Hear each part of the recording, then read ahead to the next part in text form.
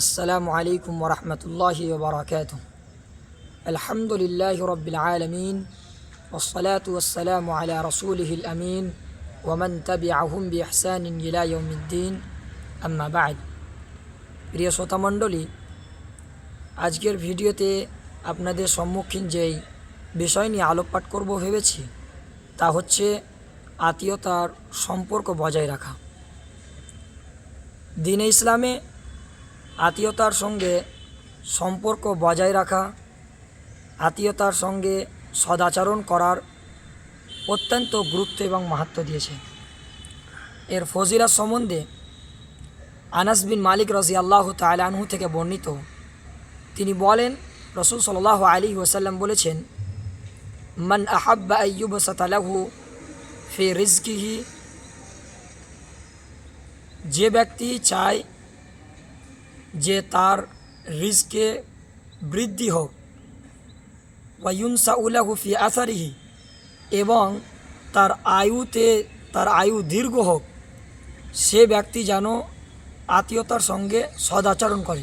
ফাল ইয়াসিল রাহিমা, সে ব্যক্তি জানে আত্মীয়তার সম্পর্ক বজায় রাখে।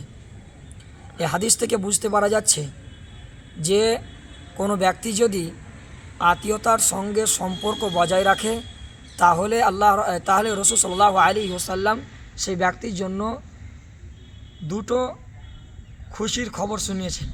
প্রথম হচ্ছে যে তার রিজকে বৃদ্ধি করবে, আর দ্বিতীয় হচ্ছে তার আয়ুকে বাড়িয়ে দিবেন। এছাড়াও যদি কোনো ব্যক্তি সম্পর্ক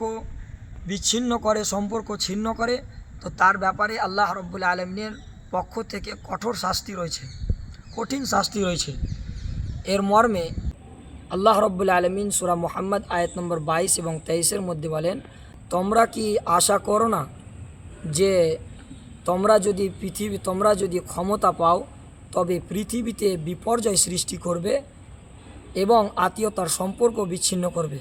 আগে আল্লাহ রাব্বুল আলামিন বলেন, উলাইকাল্লাযীনা লা'নাহুমুল্লাহু ফাআসাম্মাহুম ওয়া আ'মা আবসারাহুম, যে এরাই সেই লোক, আল্লাহ রাব্বুল আলামিন বলেন এরাই সেই লোক যাদের প্রতি আল্লাহ অভিশাপ দিয়েছেন, তাদের কর্ণ বধির করে দিয়েছেন এবং দৃষ্টিকে অন্ধ করে দিয়েছেন। আল্লাহ রাব্বুল আলামিন এই আয়াতে বলতে চাইছেন যে ব্যক্তি সম্পর্ক বিচ্ছিন্ন করে তার ব্যাপারে অভিশাপ রয়েছে।